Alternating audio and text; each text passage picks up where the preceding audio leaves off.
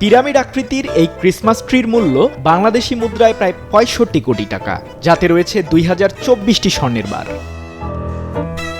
যীশুখ্রিস্টের জন্মদিন উপলক্ষে প্রতিবছর ২৫শে ডিসেম্বর পালিত হয় খ্রিস্টান ধর্মাবলম্বীদের সবচেয়ে বড় ধর্মীয় উৎসব বড়দিন। আর খ্রিস্টানদের এই পবিত্র ধর্মীয় উৎসবকে কেন্দ্র করে এবার জার্মানির মিউনিক শহরের গোল্ডহাউসে প্রদর্শিত হয়েছে আস্ত একটি স্বর্ণের গাছ।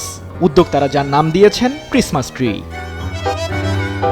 প্রোঅরাম নামে একটি প্রতিষ্ঠান তৈরি করেছে এটি। গাছটি এত মূল্যবান হওয়ার পেছনে কারণও রয়েছে। সে প্রশ্নের উত্তর দিয়েছেন প্রোঅরামের মুখপাত্র বেঞ্জামিন সুম্মা নিজেই।